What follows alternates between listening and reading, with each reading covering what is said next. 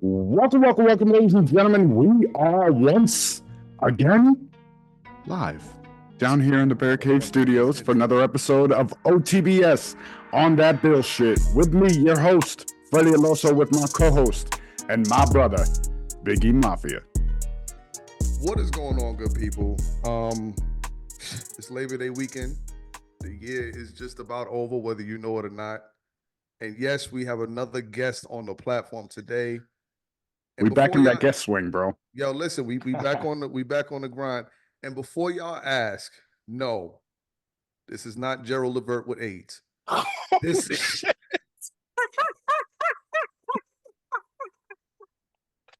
we coming out guns a-blazing tonight. Don't worry, I'm gonna fuck him up. I'm gonna fuck him up. See, remember, I probably know more about him than 99% of the people y'all had on here. I'm gonna fuck him up. Hey, yo, shut the fuck up. Yo, hold on, bro. I gotta finish my intro, man. I gotta let the people know what's going on. Let them know what's going on. Hey, yo, listen, real talk, man. Real talk. Yo, I've known this brother for 20 plus years, man.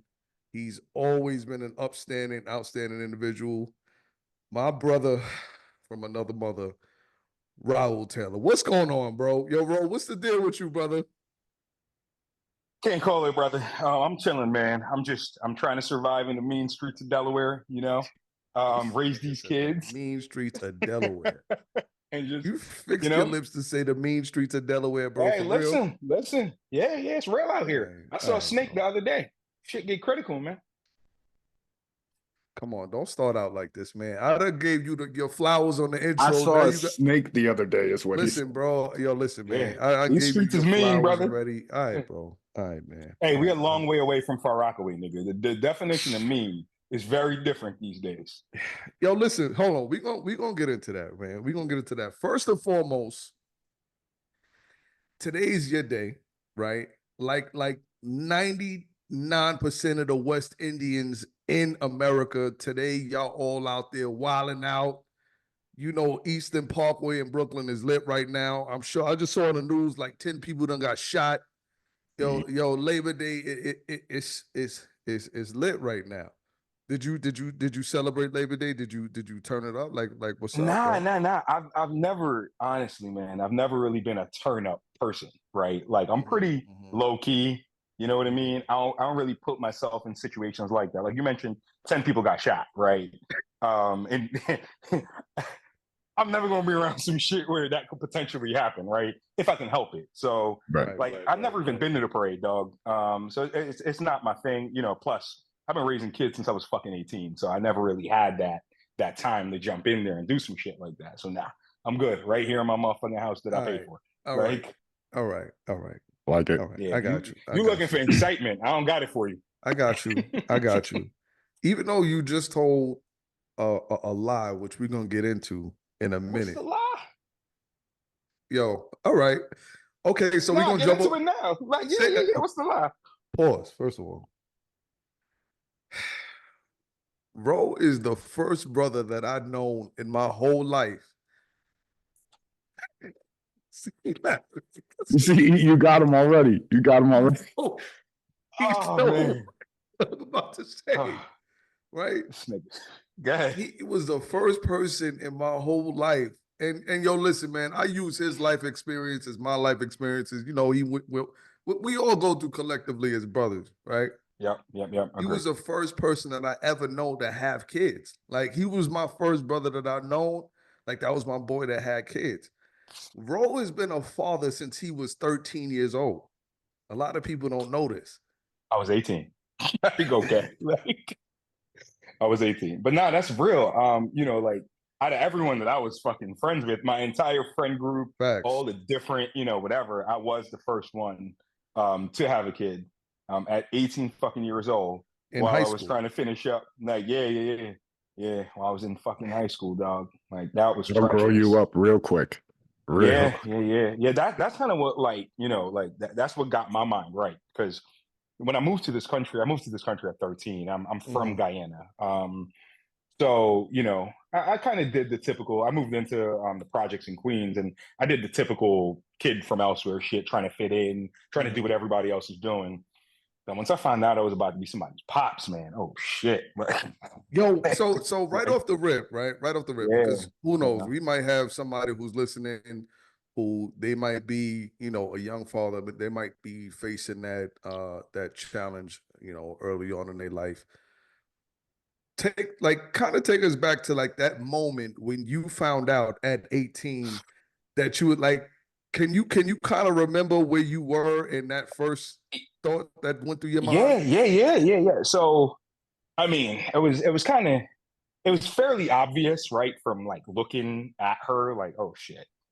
And then when it was confirmed, I was like, I was scared up until the confirmation. And I've always been like a duty type guy, right? Like where this is my responsibility, this is my job, this is my duty. I have 6 younger sisters, so that's like been ingrained in me from fucking youth. So the fear went away at that moment, right? Once I found out that it was official.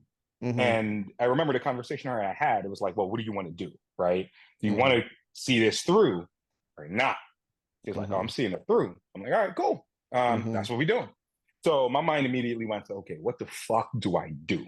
How do I provide for this child? How do I set an example for this child? Now, my mom was against it. It's who I lived with. So was her mom, and so was her pops. You know what I mean? Yo, what was that like, bro? What was that like? Especially what was that like, bro? Right? Like that's wild. Yeah, it's because when she got pregnant, we were 17, right? We were both 17.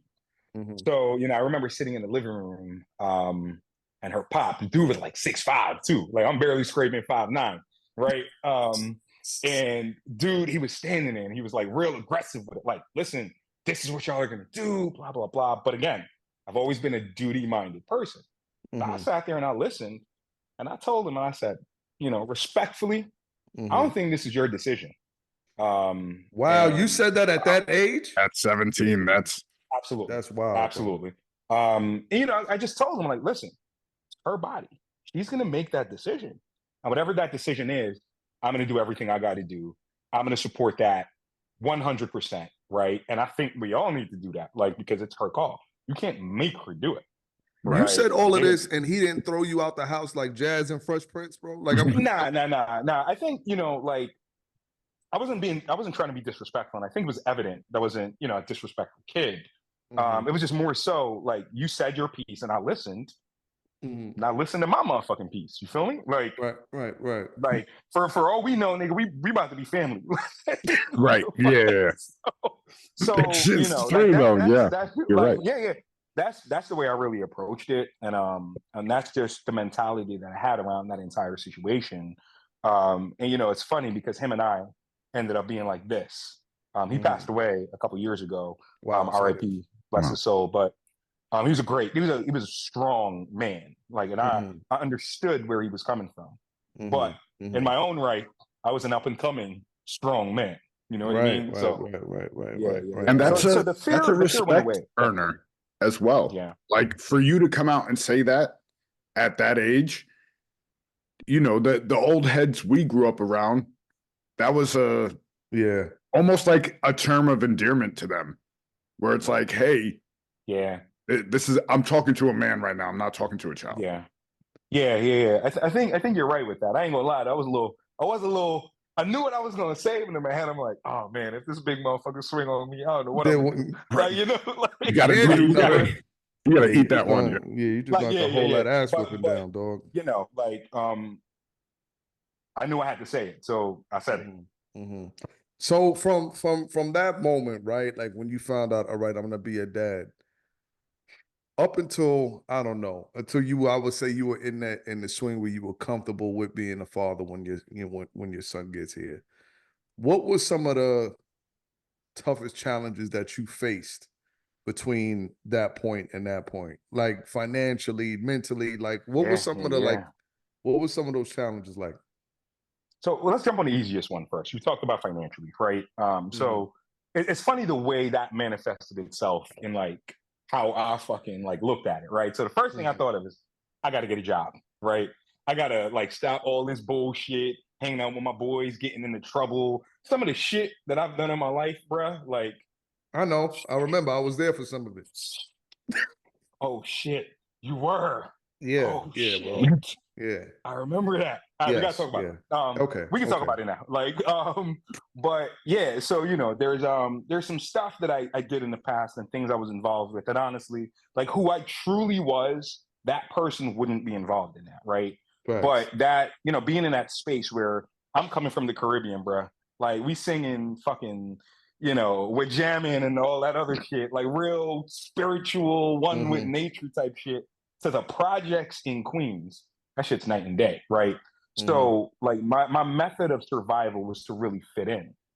But I remember thinking, I gotta get a job. If I'm gonna get a job, I gotta change the way I speak, right? That's the first fucking thing that came to my mind. Like, and I worked at that shit so fucking hard, bro. Like to talk like this. Like I worked at that motherfucking I can attest to this. Not to cut you off. I'm gonna let you keep going. Yeah, no. I can attest to this.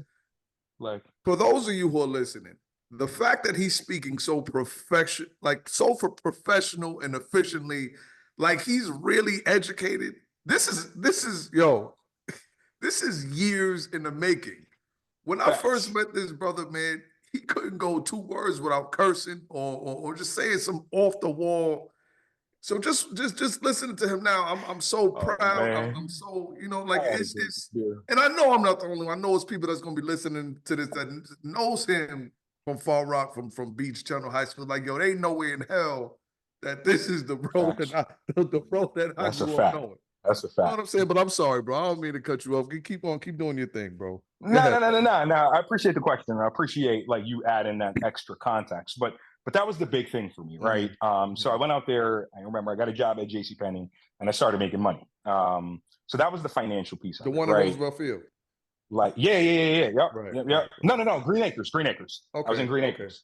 Okay. Yeah. I hated that goddamn job, by the way. Anyway.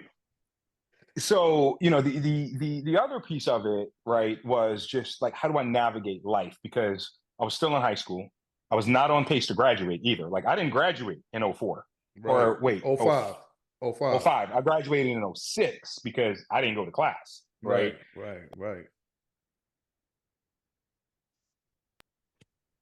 It's all good. We got you. Fuck that up. Yeah. It's all good, bro. Yeah, so I graduated in 06, but what was really like I was trying to figure out is like how do I make this happen now, right? I'm 2 grades behind where I'm supposed to be. I got to get out of high school. I got this kid coming. Like, how do I manage all of this shit? I got to work. So, the interesting thing is back then, teen pregnancy was so prevalent that in the schools, they had fucking daycares. Right. Like Beach Channel High School had a daycare. I was assigned a social worker, and that woman changed my life, by the way. But I was assigned a social worker, so we were able to figure that out. And then I just had to load up on the classes. But at that point, again, duty really kicked in for me, and me finishing high school and like getting my shit together was no longer about me. It was about my son, right? So that gave me the battery to like get through that shit, like. And then from the emotional, mental piece of it, my mom she passed away 5 years ago. A thug, like an absolute thug with it, had my back 100%. So from that like space, I was Gucci. As long as I had her, like I was good, man. I was good. But that's kind of the genesis of how I maneuvered like at the beginning being a dad. That's dope, bro. So based off of listening to what you said, like listening to you overcome a lot of those obstacles, right? Can you think back to some point where you felt like, yo, I can't do this shit? You know what I'm saying? Like this is getting to be a little bit too much for me. Did you ever have those moments? And like how did you get through that? Yeah, absolutely. I mean, those first couple of years, like raising a baby, right? Like, they're incredibly demanding. And I think my saving grace again was my mom, like, because she'd been through it. She's got 6 kids, right? So she's been through it, and she was always there to support me. Like, if things got a little like too crazy for me, bro, she was my savior. She just swooped in, and took care of whatever needed taken care of, right? And I think, you know, the most difficult part, right, of that journey, especially early on, was the separation, right? Because my son's mom and I, that's not my wife today, and you know that. So Yes. like that was the difficult piece. That's where the hardship came into play, right? Because you know when you have a kid with someone, you know you're essentially almost at like a building stage. So to separate and destroy that essentially is traumatic no matter how you go about it, no matter why it happens. It's just traumatic shit. So that was the difficult part. If you could go back, would you change anything, or would you keep everything exactly the way it was? Absolutely, I would change shit. Listen. Really? So Really? yeah, absolutely. So listen, dog, I'm not one of those people that say that, you know, the line where I wouldn't change everything because everything made me the person that I am today. Fuck that. Okay. Like, you know, and let's just say I'm gonna have to be a little political here, so forgive me. Go ahead, bro. Go ahead. Do your Just thing. I get say it. I would change some of the relationship paths that I took on my way to having the children and being the person that I am today. Not the kids, right? Never the kids. Well, we'll say it that way. Got you. Makes sense. Yo, I got you. I can see. Listen, man. He said it the professional way. For those of you who are not understanding what he's saying, without using so many words, is don't say it. Don't say it. Don't say it. All right. Don't say it. All right, bro. All right. I'm just gonna. I saw the face and the hands go up. Listen, I'm on to err on the side of caution here, and I'm gonna trust in that the viewers and the people out there listening understand exactly what you just said. So I'm gonna go on. I'm gonna go on to the next. If you guys want to take a guess in the comments, go ahead. Yeah, feel free. Let us know what you think. Go ahead. So, man, yo, y'all funny as shit, dog. Yo, listen, bro. I told you. I understand, man. You got you doing your thing. I'm not gonna put you in a scenario to jeopardize your. I know that, dog. I'm not gonna do that. I know that. And you know, it's funny because I've been asked a couple different times to like do something like this. I'll be like, no, like no, like no response, no reason, nothing. But you're my guy, man. You're my guy. Listen, bro. I appreciate it, man. I appreciate it. So one more question, and we're gonna kind of, move off of this topic. What advice would you give a young father starting out on today, September 2nd, 2024, that found out today at the age of 17, 18 that, he's getting ready to have a child? Is there any advice that you would give that brother right now? Oh, absolutely. I think the first thing I would say, right, is I think the hardest part of attempting to do something new is knowing if it can even be done, right? And I think when you see that it can be done, then at least you know that you got some form of a foundation, some form of a blueprint. So I would say A, it can be done, right? B, it ain't gonna be fucking easy, right? It's not gonna be easy. The person that you are today, when that baby comes, that person don't exist anymore. And if that person does exist, you ain't gonna do a good job, bro, because you got to change. You have to be different, right? What that different is, you've got to decide that. But that's the cool shit about like starting a new journey, right? You get to decide who the fuck you are. Like the nigga you were yesterday, like the person I was at 17, I'm not that person today. The person I was at fucking 30, I'm not that person today, right? So you get to decide. So you can go against the grain. You can get away from the shit that you've been doing. So it's a chance to really restart and to do shit differently, honestly. The last thing I would say is you ain't gonna be perfect. I'm a damn good parent, right? And I'm just waiting for the day my children tell me what fucking childhood trauma I gave to them based on the decisions I made. You know what I mean? Like you ain't gonna be perfect. Ain't gonna be perfect. Just as long as you know you put your best foot forward, you Gucci. Like me, I don't have 100% like faith in most things. But when you talk to me about being a dad, nigga, I put my all in that. If I fucked up, I could take that on the chin. Like that's no sweat off my back because I give it my all, right? So that would be my advice to a young father, to any father, honestly, coming out. Like that shit is timeless. Yo, listening to that, man, it's I don't know, it's very you know, it kind of brings you down to earth because I also kind of think like of the journey to fatherhood that I know that everyone took. Like Oates, for example, he started fatherhood in a different situation. You know what I'm saying?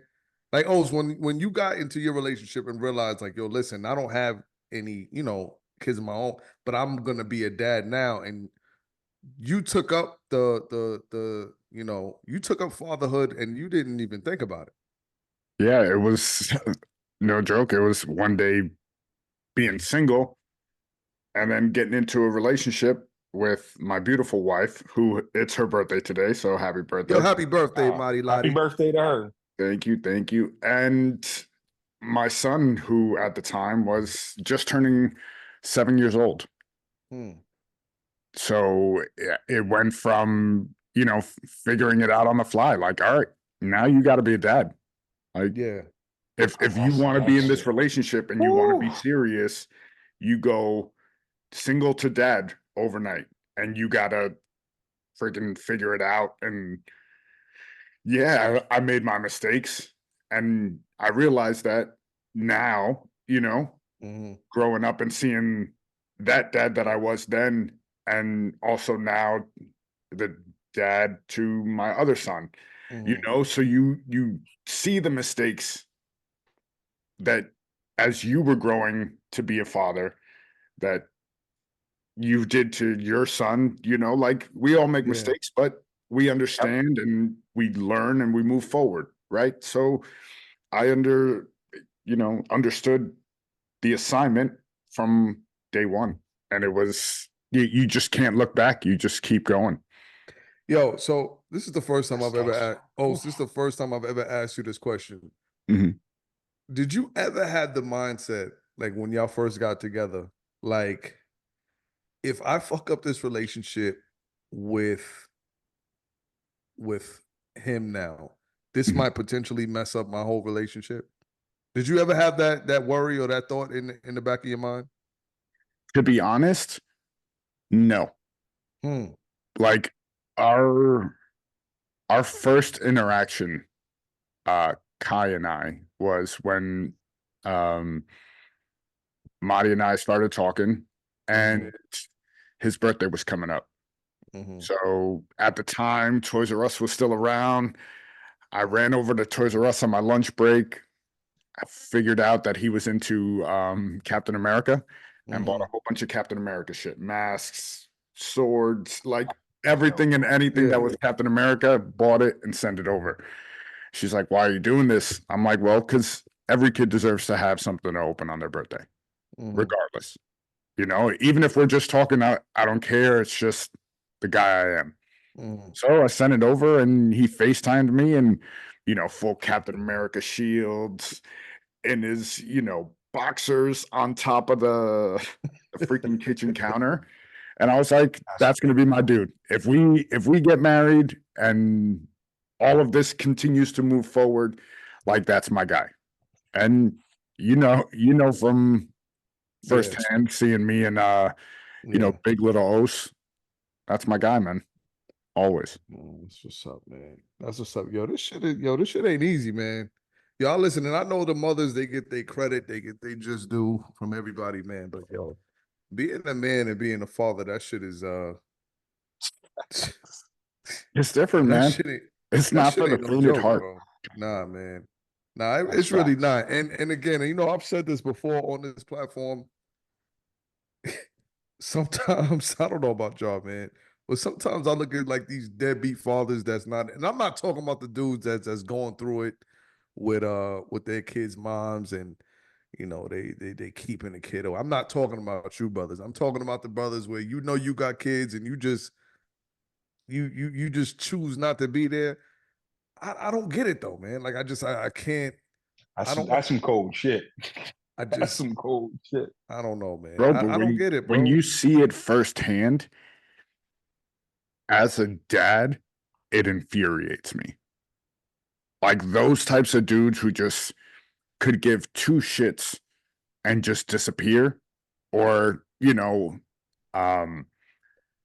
I call it if you guys are wrestling fans, the Brock Lesnar effect, right? You show up, major pay-per-views, and you dip, and you don't come back. So, the major pay-per-views in life are what? Holidays, birthdays, Christmas, and all that other shit. and you're a Brock Lesnar dad, and you're a piece of shit if that's how you decide to be a dad. Listen, man. I just, I get it, but I don't want to get too sentimental and all this other shit because that's not really what.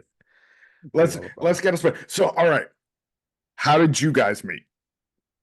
Like, we know you guys went to school with each other, but how was that first? Was that shit day 3 of high school, dog? Yeah,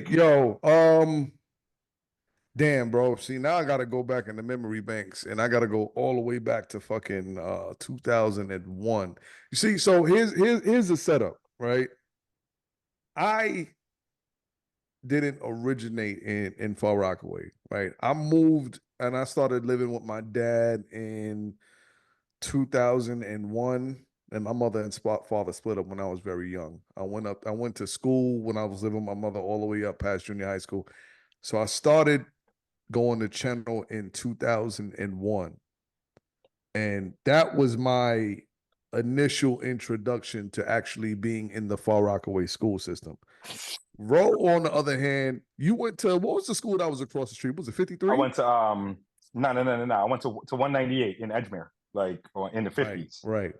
Yeah. So you had that school, and there was what was that school across the street? That was what school was that? 90. No, it was 53. Yeah, you're right. You're right. Yeah. So you had kids that went to school where he went. You said, what was it, 193? You said 198. 198. You had kids that went to 198 in Edgemere, and then you had kids that went to 53 who then migrated into Channel. As to where me, on the other hand, I went to fucking 192 in Hollis, Queens. And then on top of that, you had kids that was coming over from Brooklyn, like East New York, going to Channel. Yeah. So we had a good, decent mix of kids. Like we had kids from Edgemere, from fucking Hamels, from East New York. That was a powder keg. And then on top of that, you had the rich kids from Breezy Point. That's facts. So we had a crazy, like, when I tell you we had a good mix of kids in our school, man, from all walks of life. You had kids that had money and kids that we fucking struggled rubbing 2 quarters together. You know what I'm saying?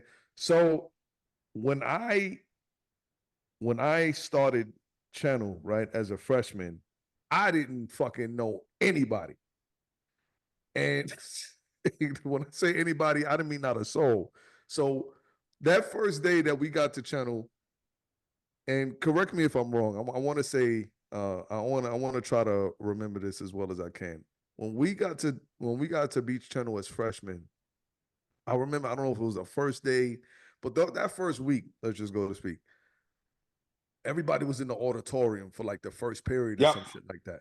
That's facts. Yeah. The entire freshman class was in the auditorium for like the first period or something like that, if I'm not mistaken. Yeah, it was a little minute. Yeah. No, I remember what you're talking about. Until we started getting in like and then that first week, you hear all of this shit that's gonna happen. Freshman Friday, freshman Friday. I don't know. I don't know. I don't know if you went through none of that shit in high school, but we had that over. Yeah, you know what I'm saying. So now I'm like, fuck. Now I'm looking at all of these kids that live in Edgemere with each other, that live in Hamels, and I'm thinking to myself, fuck.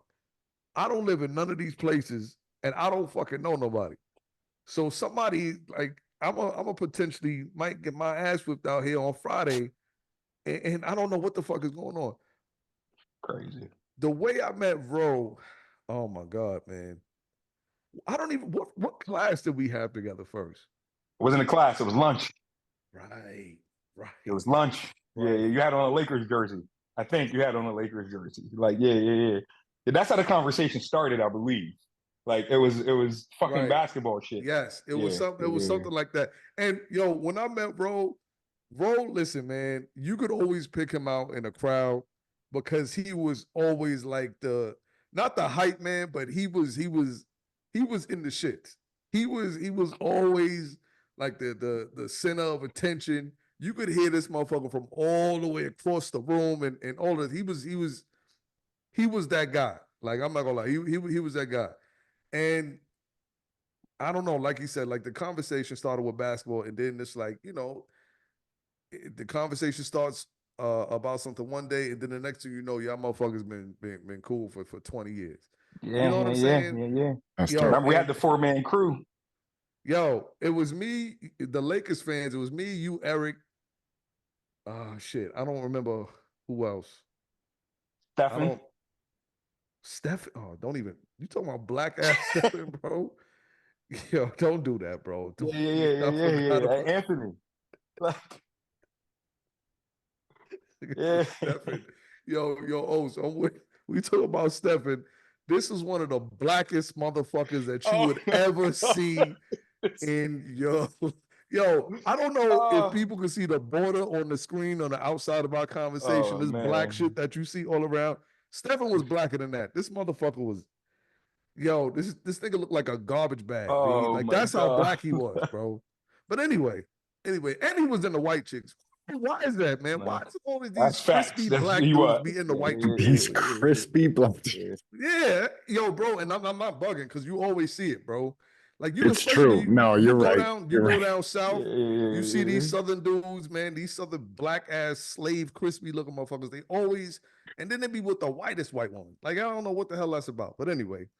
It was that little crew, and then like the lunchroom was always off the hook, bro. Facts. Yep. It was at least you was averaging at least 2 or 3 fights in the lunchroom a week. It was just the shit was just, man, yo. That's crazy.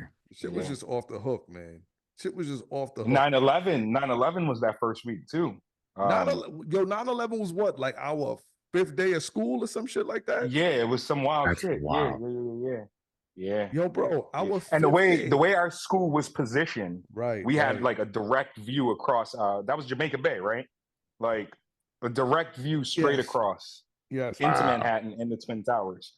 Like, yeah. So, mind you, I'm in the country at that point. What, like 10, 11 months, right? Like shit, crazy. Like crazy. You're like, what the fuck is happening? Yeah, bro, that shit was wild, man. Yeah. That shit was wild, bro. And man, yo, just go. You know what's crazy? Going back to that day, I remember at some point, remember they started calling the kids' names over the PA system. Yeah. And what I didn't realize was that they were calling kids' names whose parents had came to pick them up.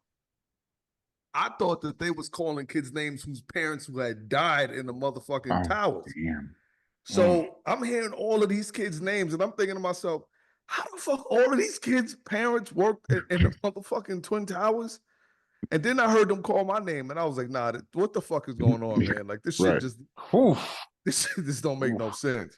And then I walked up and I saw my pops, but I didn't realize, that they was just letting parents come up and pick their kids up from school and all that other shit, man. But we had some wild times in Channel, man. And I know there's probably 1,000 stories that maybe we could touch back on, or I'm sure I'm gonna get reminded of between now and God knows when that I could come back and recollect, man. But not only did I go to high school with this brother, we also went to the same college for a good period. And before I dropped out. Man, dropped out of community college. How dare you? Twice. 3 times, actually. You ain't know about the 3rd time, but we can talk about that later. Oh my God, man. But yeah, we shout out to Nassau Community College, man. Yo, I'm not gonna lie, that was one of the greatest community colleges in America, man. They had a beautiful definitely. campus, beautiful program. But I was actually out that way today. oh yeah, Yeah. oh that's where the wedding was. It was out in Mhm. Huntington, right? Yep. Right. So now we're gonna get into the better part of my brother's life here. After you decide to drop out of Nassau, what's going through your mind now? Like what are you deciding to do with your life? I'm not gonna put out there on blast what you do for a living. I'm gonna let you do that yourself. But what is your mindset now after Nassau? What is your plans for your life? I didn't know. And that was part of what led me to like not going anymore. So, where it's interesting to like different directions like my life has gone in and different parts of it, right? Because growing up in Guyana, education, top notch. Like what was expected of me educationally was nothing less than perfection, right? If I got a 3.99 GPA and I came home, yo, what happened to the .01?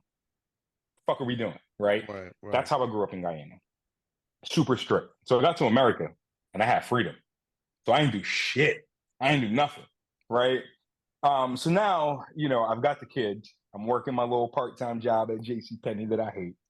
I'm going to Nassau for biology. At that point, I thought I wanted to be a doctor because I remember that. this is where the shit comes into play. I know I can do it, right? Like that's the thing. Like I know I can do it. So, growing up, that was always the thing. All right, you're gonna be a doctor or a lawyer. So I'm like, yeah, I'll go study biology. I hated that shit, dog. I fucking hated that shit. I hated the commute. I hated be sitting in the fucking classrooms. I remember telling one of my professors, because I got an A in the course, but I never went. And he dropped my grade down to a B plus. And I'm like, bro, or a B. I don't even think they did pluses. I'm like, bro, I was real arrogant with it. I'm like, if I can get an A in the class without coming here, then I don't need you. So why are you dropping my grade down? Right? He wasn't happy with that, and it didn't help my case any. But I had an issue with sitting in the you weren't classroom, gonna win that right? too. Yeah, bro, you fucked that package up, bro. Yeah, no. But I had an issue sitting in the classroom because if you give me the material, I can learn the shit on my own. I don't want to sit here and listen to you yap for a fucking hour and a half, 2 hours, or whatever the lectures were. Like, nigga, just give me the book, tell me what you want me to know, and I'll figure it out, right? So I learned later on in life that was one of the issues that I had with it. But I think just, trying to force feed like a specific, like, path onto myself based on what people expected of me, plus just not really enjoying that style of learning led to me stepping away. So now once I stepped away from that, it was like hustle. Like, okay, so what are you gonna do now? Right. So I ended up getting a job at Best Buy where I made a little bit more money. But then after Daisha and I got together, now it is 2009, right? At this point, motherfucking baby on number 2 is on the way. Right. And this little money that you're making ain't gonna cut it.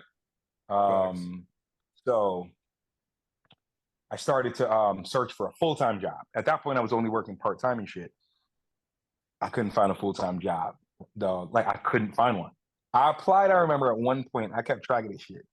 There was like 134 jobs I applied to. And I ain't get an interview, my nigga. Like, damn, bro. Yeah. So that's when I started to look outside of New York, right? Because I needed to figure something out. I was desperate, right? And at that point, I'd known a couple people moved to Maryland, so I started looking in Maryland for work. Daisha had family in Delaware, filled out an application for me at a bank. I'm in a call center. They did it. I didn't do shit. I showed up, got the job. That was all she wrote, man. So that's how, like, just so we can connect the dots. So you're in New York. Wifey has family members that gets you the job interview in Delaware. You go for so you leave New York, go to Delaware for the job interview, and that was it.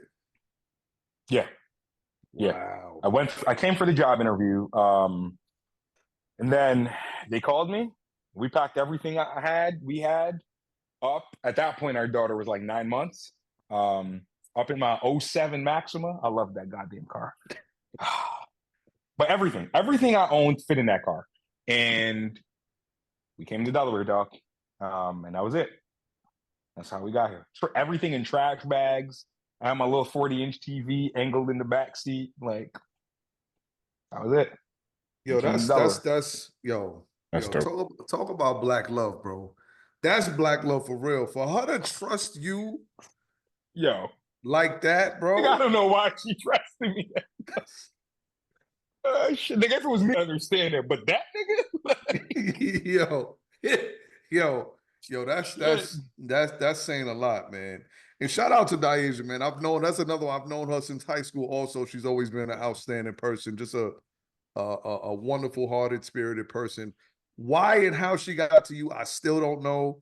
But you obviously must be doing something right for this long for her to still be putting up with your ass. Oh man, we was cool for a minute. Like, y'all was friends. Y'all started as yeah. friends. So how did that happen, bro? I just need to know. I can tell you real quick. Okay. So her and I, we were cool. We met sophomore year of high school. She was cutting class and I was cutting class. Makes sense. Met in the streets of B Channel. So we saw each other after that. And we were cool. We would always talk. When we started to get cell phones and shit, I had her number. I would run into her in Far Rockaway. We always chopped it up. We're always cool. And then after high school, I think this was in like 08. I think she posted some shit on Facebook, right? And then I responded. It was a little flirty. And then she responded back. So I was like, shit, let's move this to the inbox, right? Like, so then I slid in the inbox. And I kept, like, I was never really super aggressive, but I kept dropping hints and, she was going for it. So I'm like, all right, cool. So we met up. She was going to, I think she was going to BMCC at the time, like Manhattan Community College. And, I had to go to, at that point I was working in Brooklyn too. So we met up, rode the train together, chopped it up. And it started to become an everyday thing where we were just talking every day, hanging out every day. And now, what is this? That was in the beginning of 09. So now it's 15 years later. And here we are. Like, it was just organic. Like, it was never a conversation. It was never, this is what we're doing, really. It was just something real organic. Like, and now we're here. Yo, it's crazy how shit like that. It just formulates like that. Yeah. You know what I'm saying? Like, that's, man, that shit is crazy, bro. So, okay. You get to Delaware. You working at the call center. Yep. What happens next? Yeah. All right. So I fucking sucked. That's what happened next, right? Like, I was not good at this job at all, man. I'm struggling, dog. Again, like I'm trying to like figure me out. But part of my DNA is a nigga from the projects in Queens. You know what I mean? It's a struggle acclimating to that culture. But on the real, like I came across a couple people. Like I thought I was gonna get fired, but I had a manager, older black lady.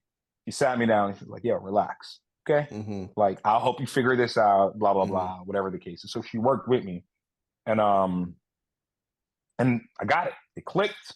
I really I became one of the best people at the job. Then I got a little mini promotion to go into another area. Same experience. Struggled at first. Had a good manager, right?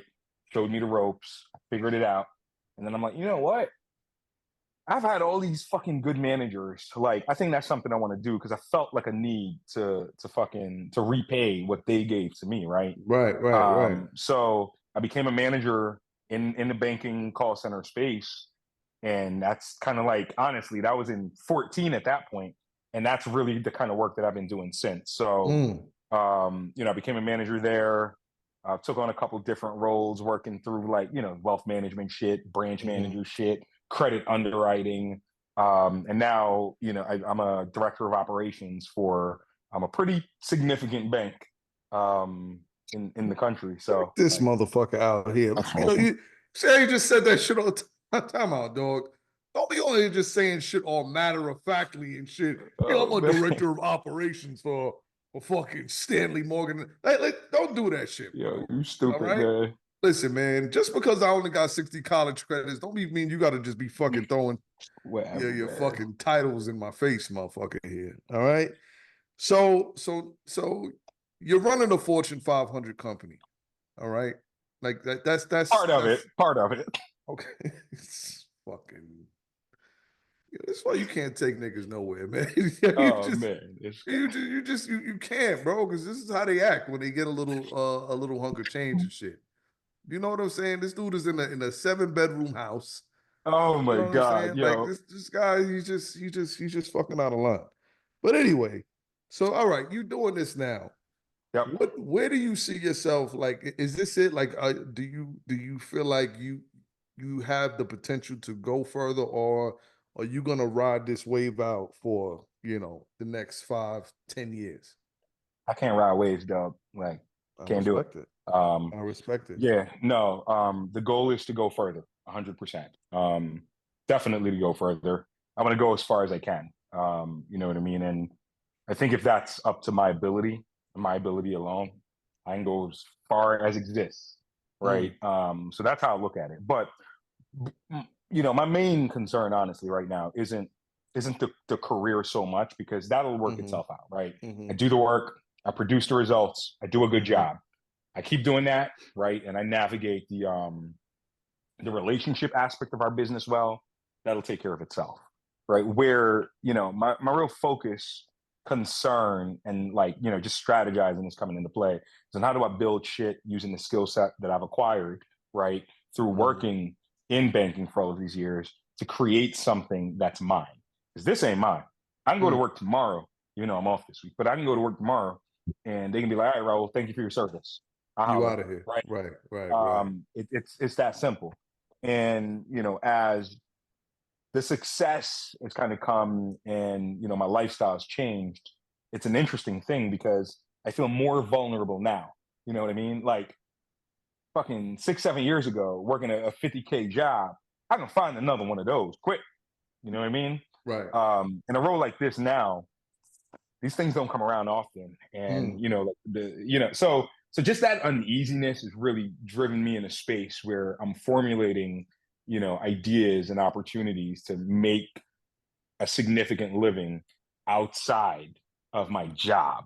I'm going to keep the job, don't get me wrong. Absolutely. I'm going to keep the job, I'm going to keep rolling, I'm going to keep doing this, but I got to create more. I have to create things that I own, right? And that's how I'm looking at it, like, two-piece right now.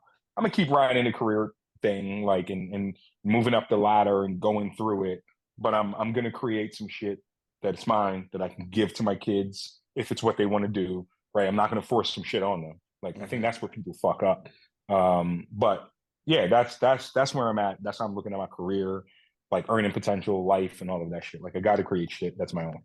So, are you worried? Because we've spoken about this before on this platform. Like, I think we all want to put our kids in a better position than we started in. Do you ever worry about, I don't want to say spoiling them, but do you ever worry about them being in a position where you made shit just a little bit too easy for them? Do you feel like that's already happening? Yeah, absolutely. 100%, dog. Like, that shit is a struggle, right? Because, like, there's so much shit that, like, I think, as parents, you want to give your kids the shit you didn't have, right? But the shit you didn't have is part of what made you the fucking person that's able to acquire all of this shit that you do have. Like, there's a saying out there, I forget exactly how it goes, but it's something along the lines of, like, great men create weak times. Yeah. Like, right. Oz brought that up last week. Yes. That shit is real, dog. So I do worry. Like, it's definitely a worry. It's a concern. And I've seen some examples in my children of that already, right? And it's just, I try to be vigilant and think through ways that I can introduce adversity, right, and shit like that. And I think for me, one of the biggest ways that I've seen it is through sports. Like, honestly, like, sports are, I think, a saving grace for children like ours, right? I know you're established. Like, I'm pretty sure you're established as well. Based on the vibes that I'm getting. I see a little bit of money over there, so Hold on, motherfucker. What money you see? Time out. Where you see money at? I'm looking at money, man. Motherfucker, all of this shit was gifted to me. How the fuck are you talking about? You got friends that can give you gifts like that? You in a good circle, nigga. Hey, yo. Listen, man. First of all, I just because I don't want to, this Pac-Man, my father, that's a gift to my kids. But I said they don't know shit about Pac-Man, so they don't need that. That painting, he made that. Facts. Yes, he made that. That's dope. This That's dope. this rotating helmet was a gift for my birthday. The only thing that I really bought, honestly, is that Bills chain and that bottle of 1800. What are you trying to convince me that you poured? No. I'm not trying to convince you. So what are you trying to do? Like, listen, what I'm trying to tell you is everything ain't what it seems, right? Everything listen, motherfuckers, the roads are not paved with milk and honey over here. That's really what I'm just trying to let you know. Okay, motherfuckers is out here. I'm not gonna say we struggling. Okay, like that would be that's the whole fucking point of what I said. Okay. You ain't struggling, motherfucker. Okay. Okay. We've seen struggle. We are not struggling right now. By the way this fucking economy is going, if we continue down this path, I don't know, but yo, listen, real talk. Let me ask you another question though. Have you ever thought about like just using your life experience? Have you ever thought about getting into like some kind of coaching, like I don't know, coaching like a flag football team or just anything, man? Have you ever given any thought into that? So I will say real quick, because this is an easy one. I can knock this one out. Just this example. I thought about coaching my son's flag football team. Goddamn coaching. Oh, he was pissing me off. We won one game, dog. I was pissed. And they had the talent to win more. But outside of that, like on a realer note, I look at the shit that I do day in and day out as being a coach, man. Like at work, right? The thing that gives me the greatest joy in my career is to give back to other people, right? To give people opportunity and advice and to help them, especially people like us, right? To navigate corporate America, because that shit is a monster, bro. Like the language alone is different. The undertones different. How people move, what they expect, right? They might say some shit to you and it sound positive, and you got to understand how to take that shit and to deconstruct it, right? So, like, I get joy out of doing that. There have been some conversations I've had with people over the years just about, just doing some sort of consultant coaching type shit on the business side, on the side. Because, I think my calling card in corporate America is fixing shit. All right. You can give me some shit that's fucked up. I'll get it right for you. We'll polish it off. We'll give it to somebody else. I'll move on to the next fucked up shit. Right. So there's a lot of thoughts behind that. Right. I think it's just a matter of like right opportunity, almost like this. Like, I've always been open to the idea of having a conversation like this. Had to be the right time, the right people, just the right opportunity. You know what I mean? And I've watched you guys do your thing. It's been great, funny as shit. And I've known you for 20 something years. So right opportunity, right time, so it's one of those things. But yeah, I've definitely. Yeah, man. And that's another reason why I wanted to, try to get you on this platform, man. Cause I know, even though I've tried, like, I kind of alluded to this last week. When it comes to the financials, man, I always seem to fuck up, man. And when I say always seem to fuck up, it's like, I don't know what to do with my money a lot of the time. So oftentimes I just be like, oh, let's just do this dumb shit. And then before you know it, it's gone. And I don't know if that's just a black thing where it's like, we don't know how to treat our money, man. Like we don't. How would we know? Right, because we weren't taught. We weren't taught how to. You know why we weren't taught? We didn't fucking have any. Like, we haven't.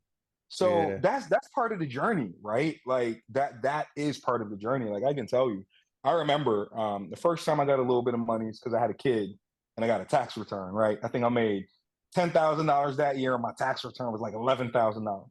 That shit was gone in 30 days, baby. Like, it'd be like that. Yeah. I've blown so much money. You know what I mean? But I think the number one thing I'll say, and we can talk about this and chop it up offline all you want. The number one thing when it comes to money, managing it, watching it grow, and all of that shit is patience. That's the number one goddamn thing. And that's where a lot of us get off-centered. you want to see the shit happen, right? And you Right want to, I don't now, want to say right quit, now. but you want to fucking see it, right? And it just that game, right? You're gonna lose more than you win. Like you're gonna lose more than you. You gotta take time. Like you gotta let it take time, let it do its thing. Like it'll happen, right? You just gotta let it take time, man. But I've been there. You know, I've been there. I've been fortunate to be in the environment that I'm in, so I can take in a lot of information, hear what people are doing, see what they're doing. Even when I worked with customers, they would tell me shit. Shit, I never knew that. You know what I mean? So Yeah. patience, man. Yeah, I know, man. Patience is a virtue, and And I know unfortunately, yo ass. You trying to hit a homer every time. listen, That I'm not gonna lie, sacrifice bro. button don't exist. Yeah, listen, bro. I don't know, man. I don't have. I will admit, I don't have patience when it comes to a lot of things. I am patient with certain things, but it's like you said. It's like almost like a gambling addiction. Like I want that shit to hit right now. You know what I'm saying? And I want to see the money grow in front of my eyes. And Why? what do you mean? Why, bro? Why? Bro, because I'm a very impatient person. No. We know that, nigga. I know that. You said it like 3 times already. But Honestly, why okay, do you want the money to grow now? Like, why is it a now thing? Because you know why? And you said this shit earlier. We in our late 30s. There are people our age that are dying right now. So Facts. fuck waiting 5 years to watch my money grow and 10 years to watch. I want to see that shit happening right now because, and I don't want to sound morbid, but tomorrow is not promised to anybody. It's not. That's not morbid, dog. Like that's real. Nah, like dead ass, That's bro. real. Like tomorrow is not promised to anybody, and I don't want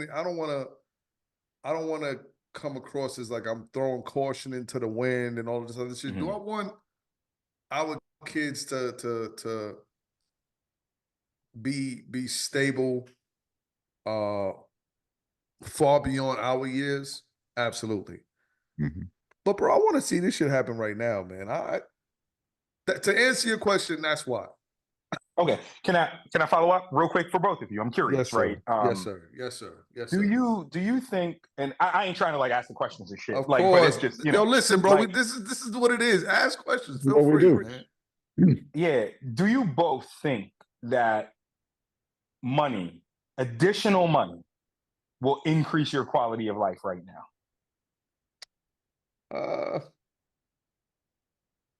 Not the quality of life, I would say, you know, like For me, honestly, no. Honestly, but it depends on how much you're talking about, though. Yeah, but your quality of life, right? Like that's what we're talking about here. Like, would it increase your happiness level? Like for real, for real. like it would make things less stressful, I would say, which Facts. would then cause you to be happier. Yeah, I like that. I can wrap my head around that. I definitely can. That makes sense. That makes sense. So yeah, okay. what about you? Like, where you at? So, if I could be honest, I'm gonna say no. I'm gonna say it really it wouldn't change too much because I've never been the type to rely on money for happiness. Yo, I could be happy if it was 4 of us and we had a fucking split a hero and a bag of chips and a soda. So Facts. I don't, you know what I'm saying? I don't look like, oh shit, like I got this now, like I got the bag, like now I'm good, I'm up. I don't ever get that sense. My wife might feel like that. You know what I'm saying? Like I know money is a stressor for a lot of people. And again, I'm not trying to come across as like we got it like that because we you know we good, we okay, right? But I've never looked at money as the shit. Like I needed to have it to be good because I was never used to having it. Nigga, I went from Red Hook, Brooklyn to Jamaica, Queens to Far Rockaway. So it's not like I was never. You've been in the streets, my guy. Like I was never. You know what I'm saying? Like, I was never fucking rich. So at this point, it is what it is. So when you ask me why do I want to see the money grow now? Shit, nigga, we 37 years old. We've been waiting long enough, bro. Like, what else are we waiting for?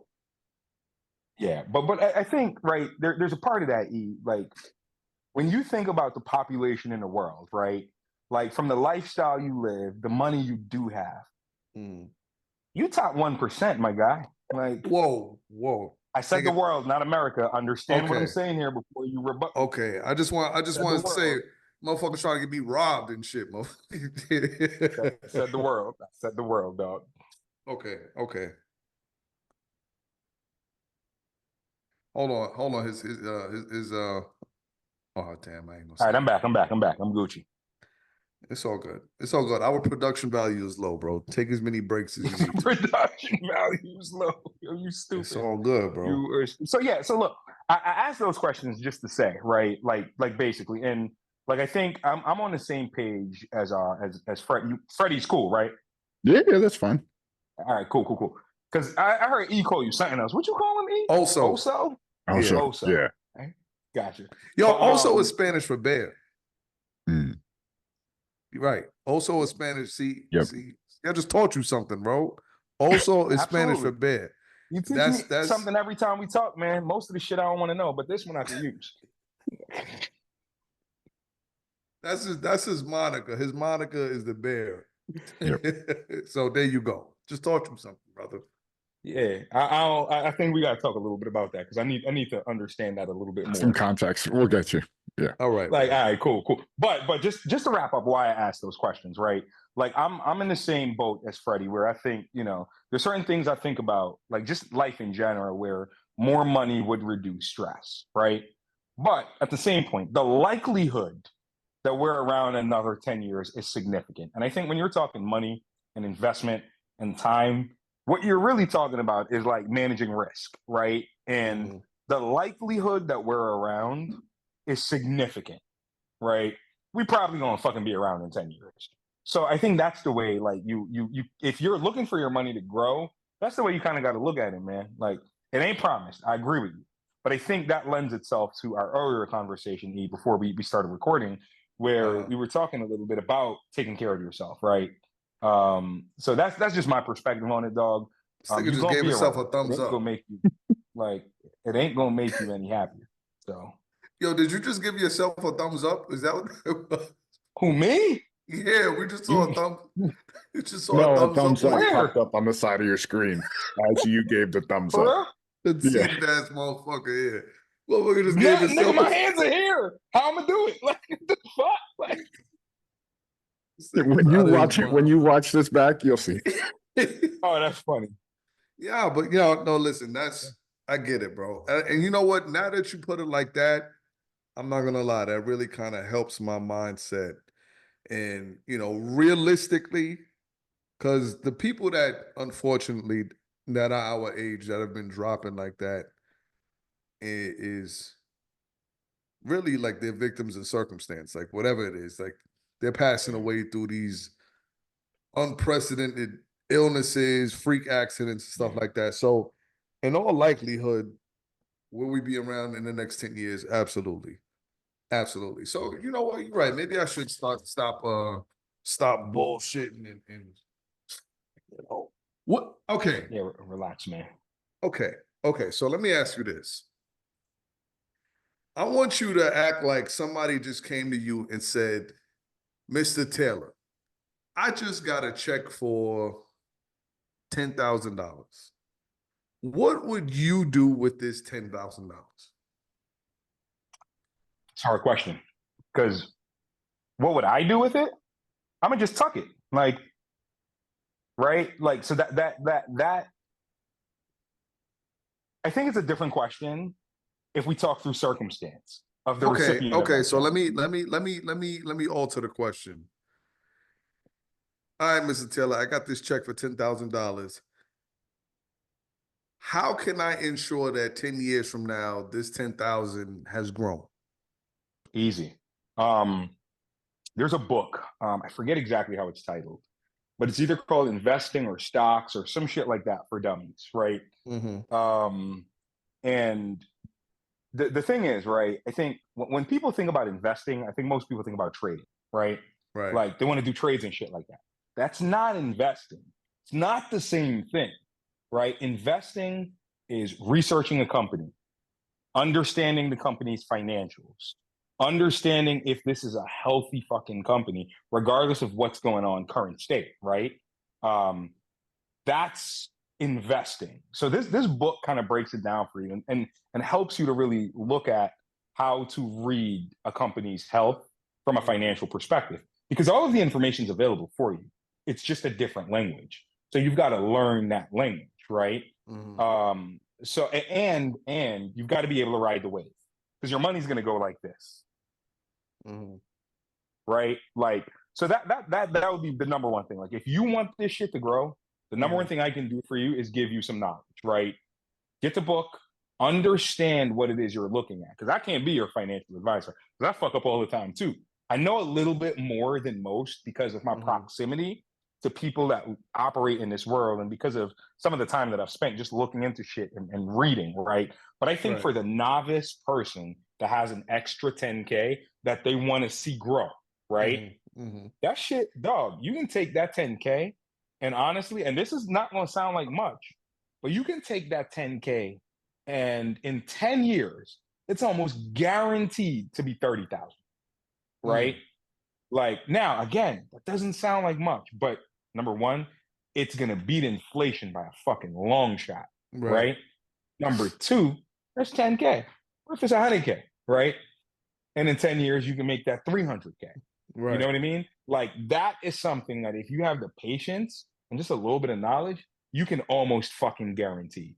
And when you're talking about shit like this, you can't really guarantee much, right? So that's how I would talk through like that situation with an individual like that. You know, I don't take big risks when it comes to that shit.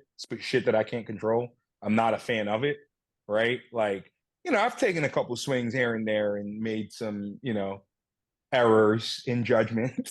So, yeah, but rightfully so. yeah, man, like, yeah. I think you got to be patient, lock in, find a company that you believe in, and throw your money in. You see, so boom, like you say that, right? And I'm gonna tell you what the average person is gonna hear. As soon as you say, get this book and read this, niggas gonna be like, oh, come on, man. I gotta read a book. Yeah. I don't want to fucking read. Are you, man? All right, bro. All right, I'm gonna get the book. And tomorrow morning, man, I'm about to go to Balenciaga. I'm about to hit up. This is my thing, though, right? No, finish that, because you about to say some ignorant shit. I'm here for it. No, but I'm listen. But this is the reality that we living in. Yes, this is the reality. Absolutely. And like, you know what I'm saying? Like, I'm not gonna lie to you. At 17 years ago, you'd have said that shit to me, and I'd have been like, man, this nigga talking about this nigga. Why you can't just write it on a piece of paper and give me 5 steps and make me rich? That's really just what it is. It's true. You telling me I gotta read a book. You know what I'm saying? You telling me I gotta read a book, man. I don't want to read no fucking book, bro. I want to go out. I want to play NCAA 25, man. I want to fucking. That's it. And I want to wake up tomorrow morning and I want to be rich. That's it. Fuck that game, by the way. You know, that's a side note. Yo, I wish you'd have told me that. I just bought that shit earlier, bro. Nah, you have fun with it for like the first 100 hours, but you know, we'll talk about that. I would tell that person they don't want it bad enough. Hands down. Like, and I don't mean to sound like an asshole. I don't mean, you know, I'm not trying to judge anyone. But if you're telling me you so badly want your fucking money to grow, but you're not willing to read a book, then you need to look at yourself in the fucking mirror and ask yourself if you really want this shit, right? You willing to fuck around with 10,000 and see where it go? You willing to follow some random ass motherfucker's advice, but you're not willing to read a book and gain the knowledge for yourself? Then you're not ready for this. Like, you're not ready to play in this world if you're not ready to do that. Like, that's how I look at it. I respect that. Now, listen, man, I think you put that very, very eloquently, man. And for the other 30% that's still not listening, They're gonna say, yo, this nigga Raoul think he better than us, B. Yo, you know how many times I've heard this shit like through the grapevines, dog? Like, I can only imagine, bro. I can only imagine. No one says it to me, but I hear that shit through the grapevines, and I'm like, me? Come on, dog. Like, come on, man. Like, yo, that's not even in my MO. Like, listen, and I know it's not. I know that's not your MO, and I guarantee you. I know you. Listen, bro. I know you got haters out there, man. And I'm not even in your zip code, and I already know that they probably like, yo, this nigga think he know everything. This nigga think because he 37 years old and still got his hair and he rocking Beijing for his hairline, he think he fucking know it. Yo, let me tell you, ain't no Beijing, man. This shit going though. Like, you see, like that shit light, boy. Like that thing light. That thing, we holding on for dear life over here. Hey, yo, listen, man. Yo, listen, it's all good, man. It's all great. Yeah, now, hold on, man. Time out, B. Time out. I need to know something, man, because you just said this. I literally just downloaded the fucking NCAA 25 because I'm on vacation. I just got it like a few hours ago. What's your animosity towards it? Just little quality of life bullshit, man. Like, I can't change the fucking jersey numbers, right? Like, what type of bullshit is that? You know what I mean? Like, wait, what? Yeah, no. Listen, first let's talk about the good. I think it's a good game. Okay. You know what I mean? Like, I like the gameplay. Ain't no fucking defense whatsoever, though. So just outscore everyone. But yeah, just little quality of life shit that it's like common sense shit. Like, why can't I change a jersey number, right? Like, why my quarterback is number 47? Because that's the fucking, like, what the fuck, bro? Like, you know what I mean? I get like, that. Shit like that. Like, yeah, just little quality of life shit where it's like, come on, dog. Like, what are we really doing here? I think shit like that, annoying ass menu music, you're gonna like the game. I just told you, I ain't get annoyed with it till after 100 hours, right? Okay. That's a lot of fucking time for someone that's busy. Are you any now, good, though? What team were you using? So the way I do it is I try to be, I don't really play competitively. I do my own thing. So I jumped into a dynasty and I started off with Rice. Don't ask me why. I don't know shit about Rice. I started off with Rice with the ultimate goal is I wanted to go to the U, Florida State, or USC. I wanted to go to one of those schools. I don't have like a college team. I live in Delaware, right? We got the Blue Hens of Delaware State. Right. Of the University of Delaware. Joe Flacco. And I don't even know what Delaware State is. Like, yeah. I don't know what their motherfucking, we don't got shit. But I started off at Rice as an OC. And then from there, I went to, where did I go from Rice? Arizona State offered me the head coaching job, and I turned them into a powerhouse. Yeah. That's where I'm at right now. But I stopped doing that to jump into Madden, but that shit trash. Same shit every year. Yeah. I'm trying to figure out what's next, man. Yeah, man. Same shit every year with fucking Madden, man. But again, I asked this question, and you kind of just fucking. Are you any good though? I'm all right. Why you trying to play? You don't even play, bro. Get out of here. Listen, bro. I'm on vacation. I got all the time in the world now, bro. All right, say less. You know my PSN. I don't know it, but you know it, right? It's out there somewhere. Nigga, you've had the same PSN for the past 30 years, bro. It's all good. I know.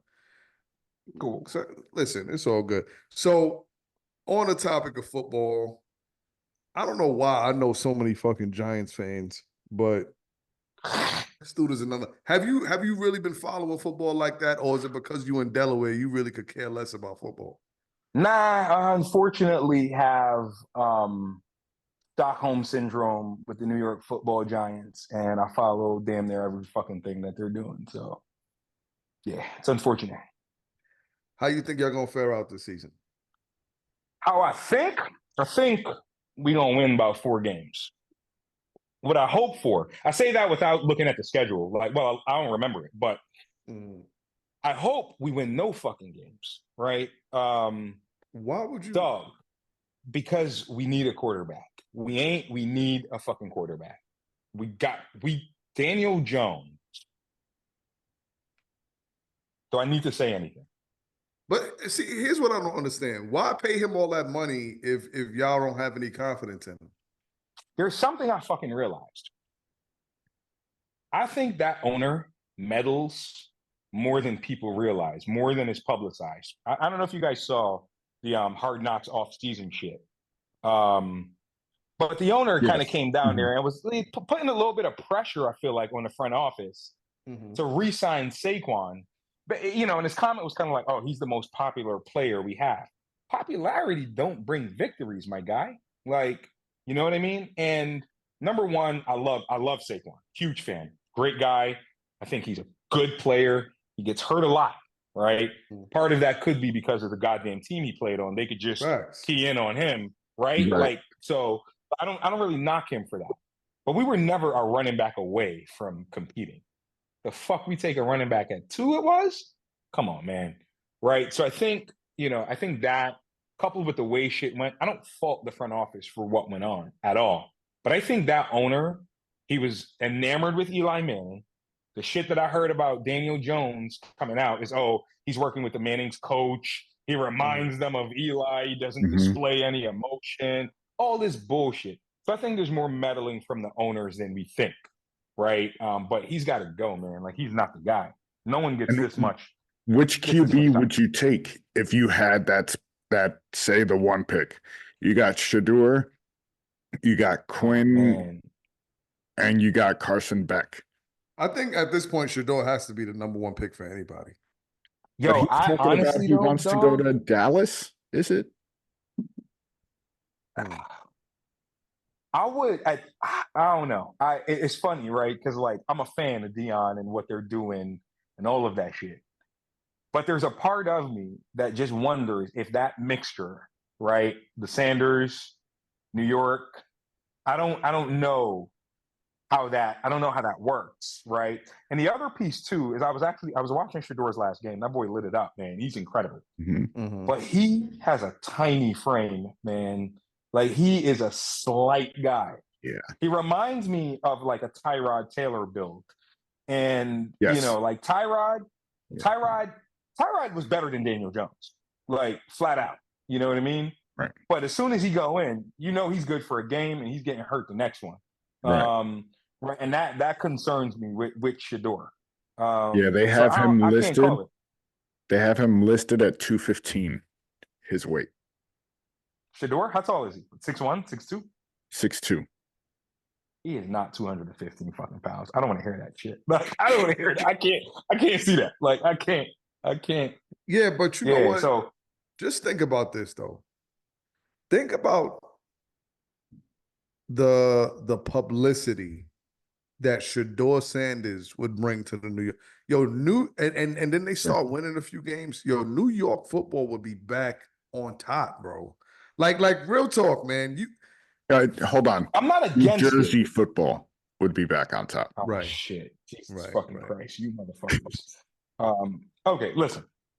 Buffalo belongs to Canada. Okay. Here we go with the bullshit. Don't start, bro. Don't start with the bullshit, bro. So fuck all this. You know what you sound like? Ever claimed New Jersey? Like, you know what you sound like? You sound like the motherfuckers that used to be like, oh, Far Rock, y'all niggas is from Long Island. That's what you sound. Remember when motherfuckers used to say that? They used to say, yo, Far Rock is piss me off. Exactly. Listen, proximity don't mean nothing. New York is nigga, fuck that. Who the fuck? When anybody say, yo, I'm going to New York, niggas ain't talking about Buffalo, my nigga. Like, niggas ain't talking about Buffalo. Hey, yo, Buffalo's in New York, bro. Right. It's in New York State, okay? Buffalo is in New York, bro. That shit different. Different. You know what's not in New York? New Jersey. New Jersey. East Rutherford, New Jersey is not New York. And I don't want to hear shit. Yo, listen, New York is a big state, man. Ain't no reason in all of the property that we have and the real estate that y'all can't get a fucking, and not only just y'all, it's the Jets too. Like, and then y'all sharing a stadium with somebody. Y'all don't even it's have the worst fucking house. turf in the NFL. Like, yeah. Listen, I can't defend that shit, man. I would love to try to defend it and not defend that shit. They got too much money. It's too storied of a franchise. Or they got that bullshit turf that I don't know if you guys saw it, but I think Josh Jacobs literally said one of the reasons he didn't take the Giants offer, because they offered him more money than where he's at right now. one of the reasons was the turf, right? The taxes, the turf. It fucking bullshit, man. Like I think at this point, I almost look at the ownership of the Giants as they only care about the bottom line. Like that you can say you care about football all you want, but you keep meddling. You're not putting the investment, from my perspective, into the right place, like making sure your team isn't the most injured goddamn team in the league, right? Like, and all the players complain about the turf. Fix the goddamn turf, man. Like, so yeah, I can't defend them. Well, I'm glad you know, bro. There's really nothing to fucking defend. The Giants is gonna be shitty for a long time. It just is what it is. Don't worry. Buffalo have a great defense, though. That defense is stacked. Yeah, those corners, though, man. Those corners. Oh god. Like the back end of our defense concern me, but you know, I will say this: I'm not taking that shit from no Bills fan. Okay, I've seen Super Bowl victories. There we go. Oh, damn. There we go, bro. And that's I have. That's really what it comes down to, I guess, huh? Yeah, turn that fucking helmet off. Let that bitch stop spinning. Hey, yo, listen. All of that shit that you talking, I guarantee you much rather be in our position right now than your position. So it's all good, bro. You can talk as much shit as you want. I can't say shit about that. That's fact. Like, it is what it is, bro. It is what it is. Boys rolling. We're the only team that's stopping Kansas City from from doing anything. I'm just as a Bills fan for this year, I don't want to have to see Mahomes until the championship game. Like, if that's where we wind up with him, I'm fine with that. But before that, like we did last year and the year before, like, no. I mean, listen, we play against them good during the regular season. That's, But the playoffs is different. Look what happened last year. We had that game won, and we couldn't stop a nosebleed on defense. We made them punt once. It is what it is, bro. It's hard to deal with that fucking boy, though. It's hard to deal with him. And are they the ones that took the kid that ran a 4.21 or some shit like that? Don't get me started, bro. That's the dude. That's the dude that I wanted us to take in the draft. And you know what happened? The Bills traded the pick with the Chiefs for them to pick that motherfucker up. Yeah. And we all know what happened the last time we traded with the Chiefs. Wow. They got Mahomes. Right. Wow. Yeah. So listen, it is what it is, bro. It is what it is, man. Yo, this is an off-the-topic question. And the only reason I'm asking this because me and the wife had this conversation last night. This has nothing to do with what we've been talking about now for the past 50 minutes. Would y'all be offended if another dude touched your woman's feet?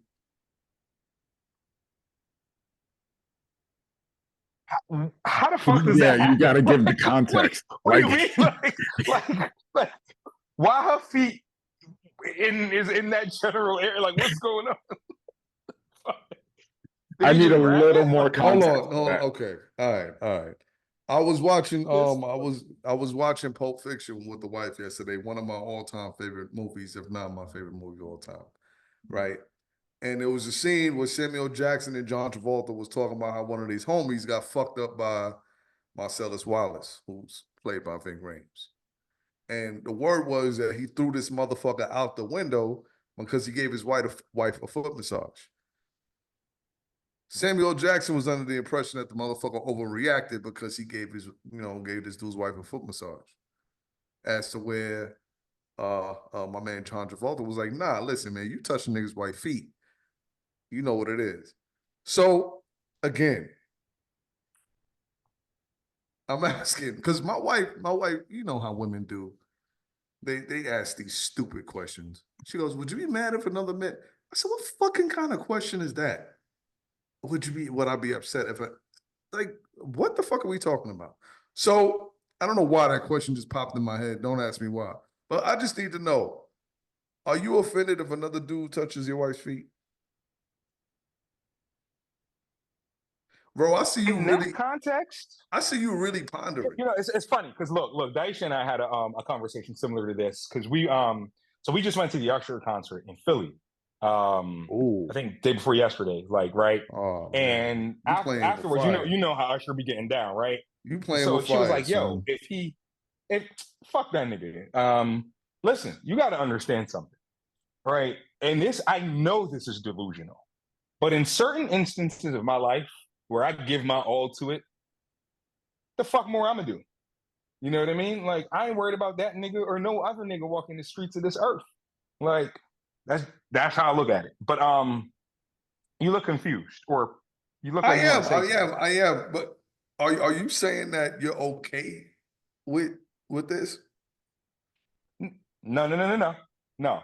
So she asked me, she's like, hey, so you know how he pulls girls on stage? Right. What if he pulls me on stage? Would you be mad? I'm like, no, I would not be upset. However, I would trust you to know who the hell I am and what I would think is acceptable and not acceptable. So if you decide to go up there, you got to manage that situation. Like, I'm going to be mad at that nigga? No.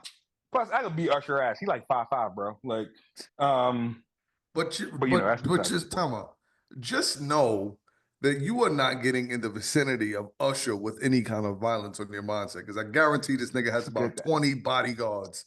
No, he does. All right. So how can I just be delusional? Can I just be delusional in protection of my woman? God damn, I don't need your logic, bro. So what I need to know, Usher Raymond pulls Deasia on the stage and sits her in the chair and starts, doing that Usher shit. First of all, I know you, and I know inside you are fucking enraged. First and foremost.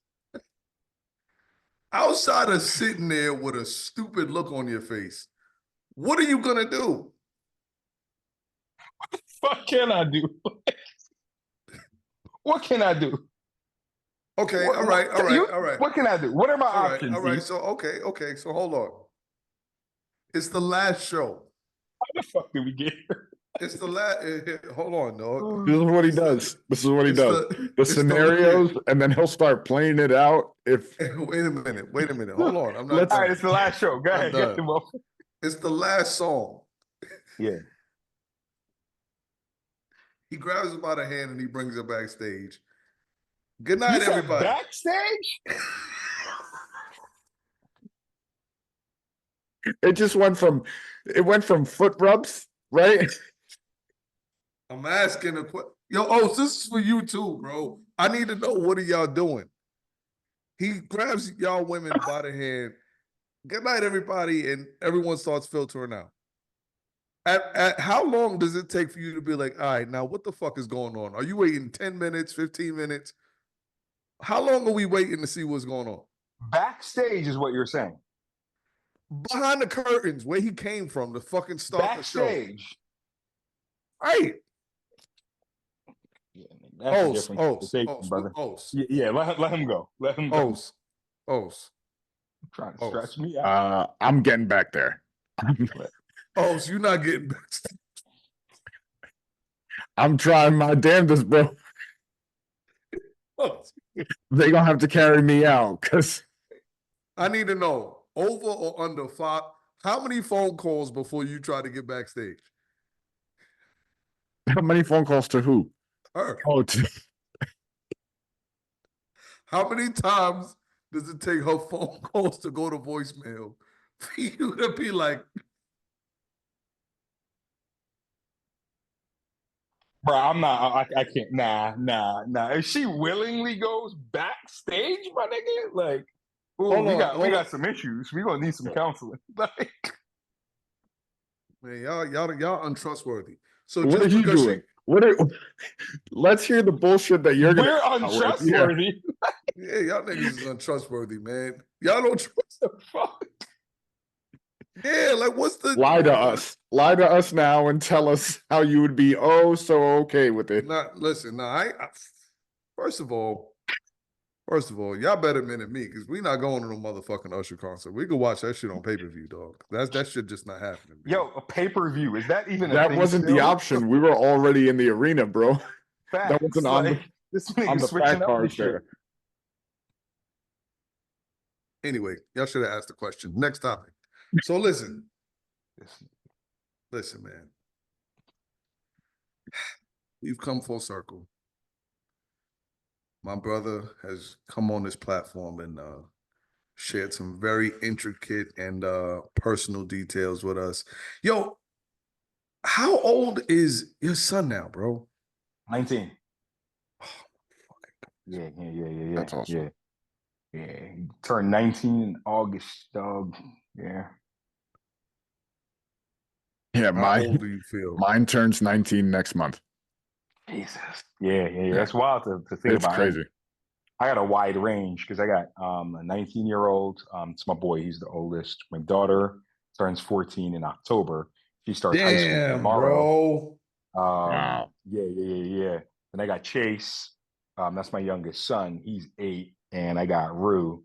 She's my baby. She's a year and a half. So I got 19 and 1, man. Crazy. Wow.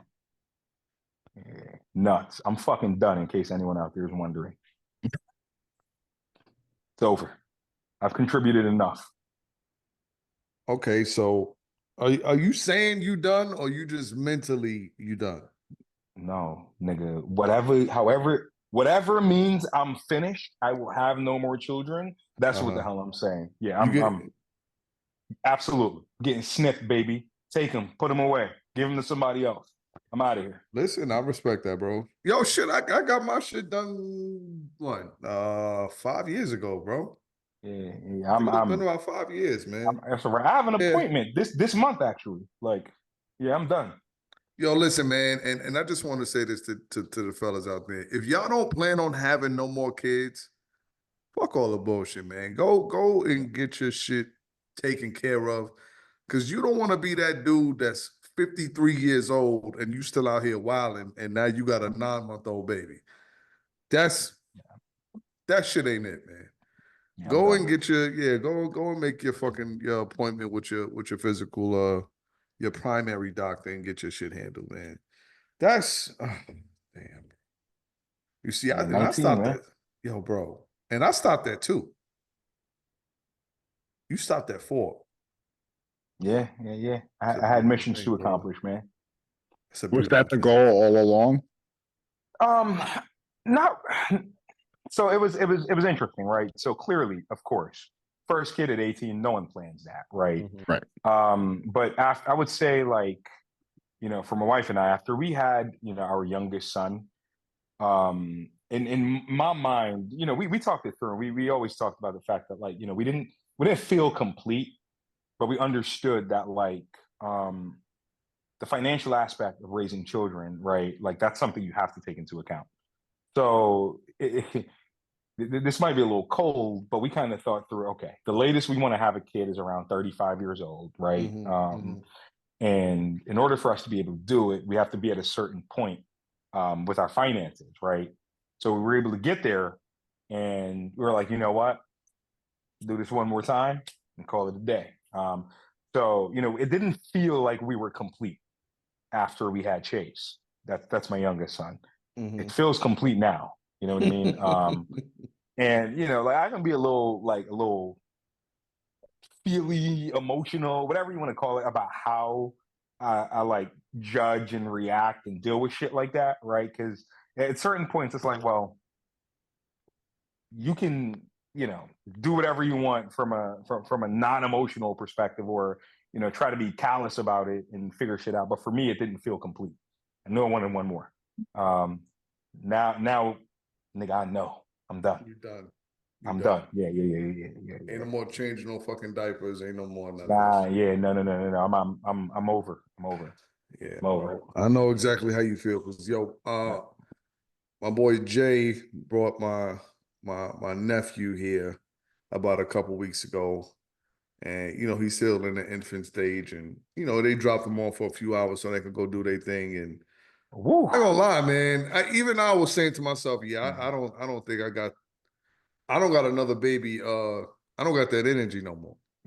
Yeah. It's you know what I'm saying? Yeah. That's the other thing too. Like, I don't know how long I'll be able to have it. Like, I adore my daughter, and I've got what it takes to keep up with her. Right. But like, even having the energy, like, I've got different shit I want to do now, right? So, it's just different. I'm past that phase in life, man. Yo, that shit is wild, bro. That you said that your daughter starts high school tomorrow. Yeah. Yep. And just think, like we just spoke earlier on our first days of high school. Fucking crazy. Yeah. So I told her, like, it goes quick. Take it in, enjoy it, don't rush it. Like, have all the experiences. Like, she's on a volleyball team at her high school, so that's pretty dope. Like, yeah, she's got her first game next Monday. Wow. Yeah, so yeah, man. So fucking moves. As we almost draw to a close, man. Me and you in high school, what is your most fondest remember of going to Channel, man? Where we first met up and all this other stuff. What was your fondest? Like, is there any moments that stick out to you like you'll never forget? I know there's a lot, but is there one? Do you remember Principal Barbara Pleener, that came to the school and she banned white tees? Yes. You remember that? Yes. She banned white tees. Just to give you a little background, we had a principal who started with us. I forget the exact year that she started, but wherever she came from, she was under the impression that white T-shirts was a sign of gang affiliation. So she banned the entire school from wearing white T-shirts. Like, you have a fucking shirt on and you couldn't wear a white T-shirt, or so she said. Go ahead, bro. I just wanted to give him some context. Facts. So she did this shit, and I never forget this because they called it White Tea Wednesday. We had maybe 4,000 fucking people in that school, dog. Right. I guarantee you 85% of folks showed up that day with a white T-shirts. There was motherfuckers out front handing out white T-shirts, dog. Like, it was crazy. Handing out white T-shirts. It was crazy. And yeah, it was wild. Niggas was cutting class, like doing whatever the fuck they wanted that day. But for me, it really fucking stood out because she changed the policy after that. Yeah. Right? She changed the policy. And it showed the fucking, like, because I think about politics this way too, right? Like, the goal in politics is to divide people, right? And to me, that was a small fucking instance of showing, like, if we come together, we're fucking kids, right? But we basically said to her, no, you're wrong. Fuck you. Right. We know better. And we did better. You know what I mean? Like, that shit stands out to me tremendously because, I love seeing that. And I think if we could do that as people on a larger scale, like, we could affect true change. We don't. We could, but we don't. So, but that shit, that stands out. That stands out like a motherfucker, man. Like, so you see how he brought up that moment where we, as a school, as students, we united against that front. I have another story where our actions you remember we had Principal I believe his name was Gasaway. Yeah. Cool brother. Cool. Real cool brother. And we wound up getting him fired by accident. Do you remember how we wound up getting him fired? Nah. It was our freshman year. We had a fire drill. Oh, Jesus Christ of Nazareth. I know exactly what you're saying. So anybody, when your school has a fire drill, they have the monitors or whatever to meet the kids, exits. At certain spots, yeah. Right. Mm-hmm. For whatever reason, during this fire drill, they didn't have any monitors to meet the kids at the doors, at any exits. So all of the kids went to multiple exits and just kept walking and just fucking spread out throughout the entire town of fucking Beach Channel Drive and was walking for miles. Kids were walking for miles. Mind you, 4,000 people in this school. Right. Like, so now you have 4,000 kids out walking the streets at 9:30, 10 o'clock in the morning, just walking fucking randomly, all over the place. Yeah. Right? Yeah, I remember this shit. Yeah. And then it didn't stop there. We had a little plaza that if you kept going down, which had back then it had a Wendy's, and we had remember we had Wallbound Supermarket. This is way back then. Motherfucker got Wallbound. Wow, wall bounce. Yep. Yo, fucking students started walking into the supermarkets, making sandwiches, taking shit off the shelves. Motherfuckers was going into Wendy's and they started, they started tossing up Wendy's. Motherfuckers was going behind the cash registers, making cheeseburgers, eating chicken. Yo, they was wilding, though. Like they was wilding the fuck That's out. wild. Yo, they went to the McDonald's that was over there. They was tossing shit up. They was running. They tore that neighborhood up, dog. They tore that neighborhood up. Like, yo, motherfuckers was going into people's backyards, jumping in their swimming pools, fucking that's crazy, kicking motherfuckers' dogs and all kinds of shit. Just wilding the fuck out. And he wound up getting fired because of that shit. Facts. I forgot those two were connected, E. But yeah. Yes, I remember because that's why she got hired. Because he got fired because of that incident and that broad came in and started all of that dumb shit. Yo, yeah, man. That's crazy. Yeah, she didn't even make it a year, yo. She was out of it quick. She didn't, man. She was out of it quick. I couldn't even honestly tell you who our principal was when we left.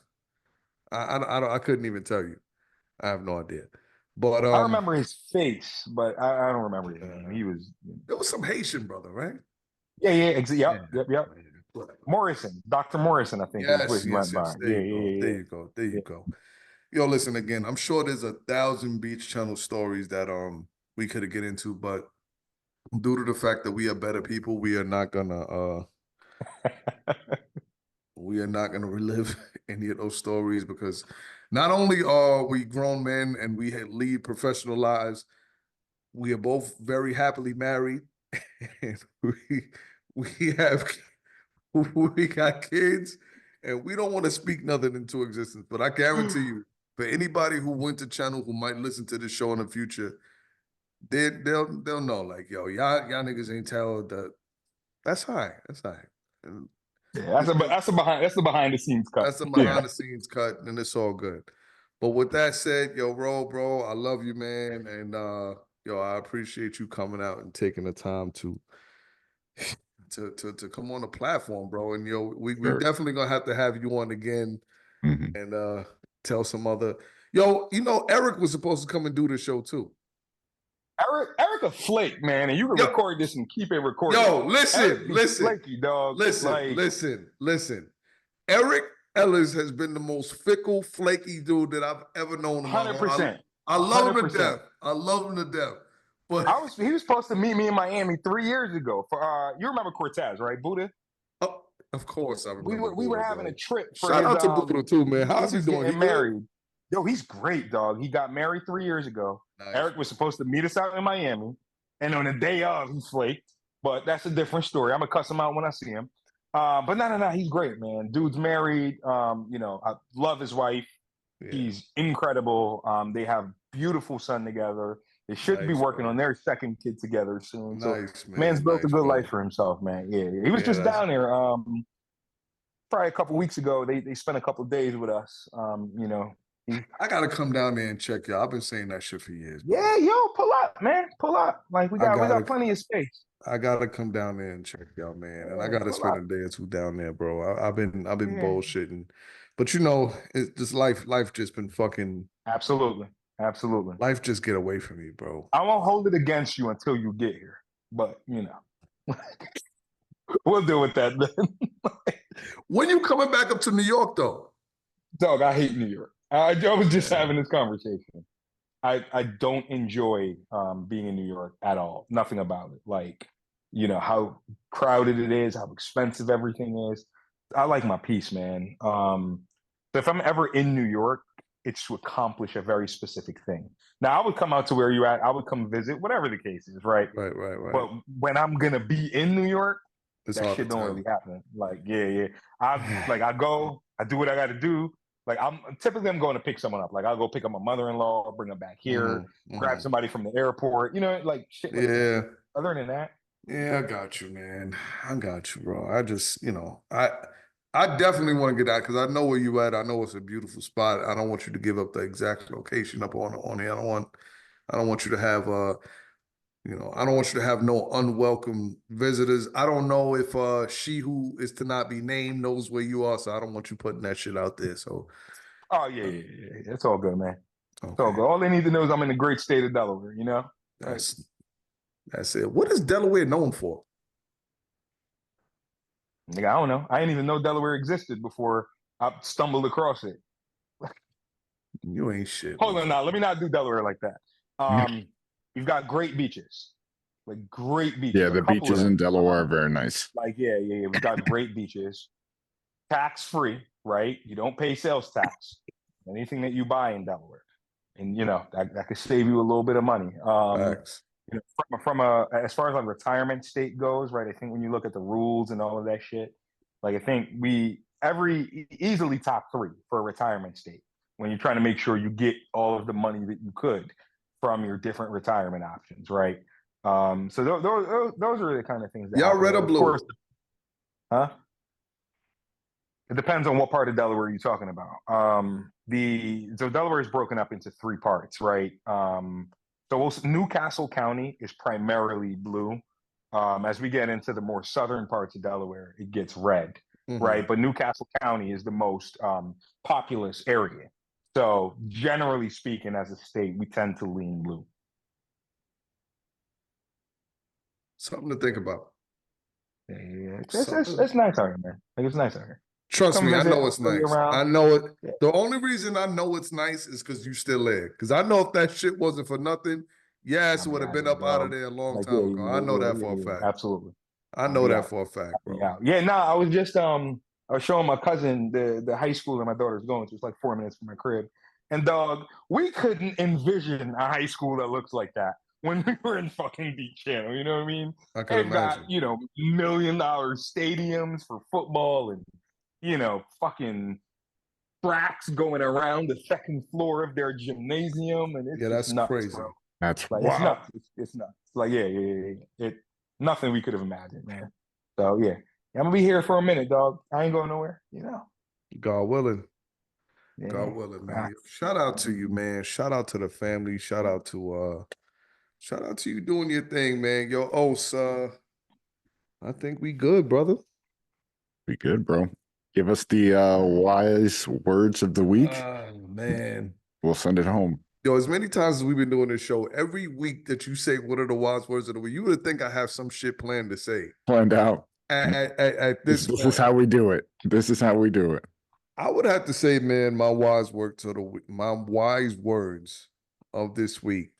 I'm just starting a 3-week vacation. And as I start my vacation, my kids are starting school this week too. As a matter of fact, all of our kids are starting school this week. Take care of yourself. And I know I probably said this message 100 times before, but I can never say it enough. You have to take care of yourself, man. I'm gonna be honest. I don't have anything strenuous planned for this vacation, but the one thing that I'm definitely gonna do is take care of my mental, take care of my body. I'm gonna probably try to hit up the gym tonight after we all done with this shit. Because if you're not good, man, your family ain't gonna be shit. Facts. You know what I'm saying? And I know we kind of joked about it earlier, but there's a lot of people around our age that's not here no more. There's a lot of there's people that we've gone to high school with, that we've graduated with. Yeah, man. Yeah, that are not here anymore. Scary. And just the thought of that shit is fucking wild, bro. Mm-hmm. I was gonna tell a story. I don't know if I think I should tell it. I might have told it before. Start it. Is it a high school story? It is. If I'm aware, I'll help you. I'll help you navigate that. Like, if you need to stop, we'll just stop starting. Because now I'm because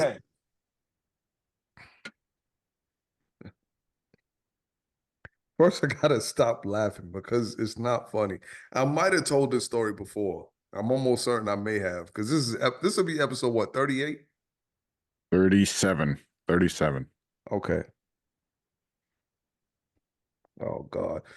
God help me if listen, all right, fuck it. You remember God damn it. Oh, I gotta no. stop laughing. Bro. All right, give me a second, bro. You remember Caracas, God rest the dead? Yes, absolutely. Right.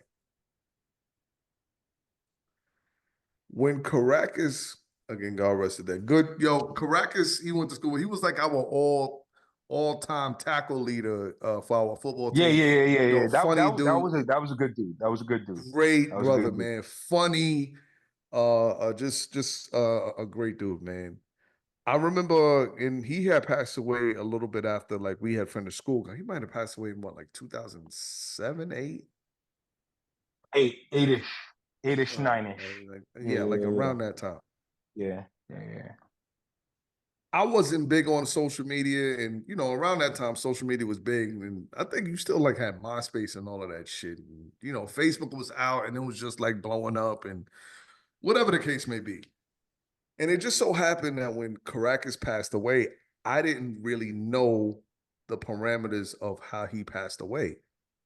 But just the thought of somebody like that was our age passing away was like, it was mind-boggling. And I was like, what the fuck? Like, how the fuck did he pass away like that? And it just so happened that me and him knew the same person. If you could read between the lines. Yep. Again, this you. This is 2007. This is way before I met my wife. Just want to put that out there. Okay. So me and him, I'm not gonna say that. Me and him knew the same chick. Right? This motherfucker was scared. Somebody told me that it was a possibility that he passed away from a very serious STD. I'm not gonna say which one. But no one had accurate information. So when I found this out, I called this girl immediately to find out what the fuck was going on, and I could not get in contact with her.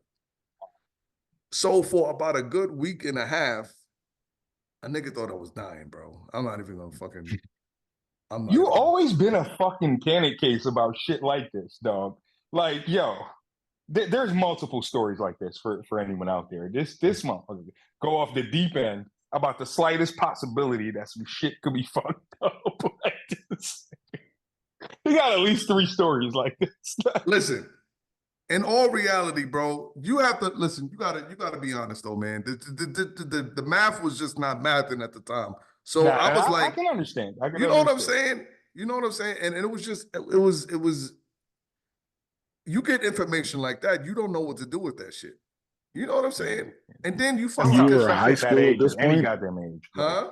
You were high school at this point? No, we were out of high school. We were out of high school for, for years. But it just still like, you were on the younger side, right? Yes, because in 2008, I was 18, 19? No. I was Nigga, 19. 21. For real? Yeah. You was born in 87, right? Right. Okay. Yeah.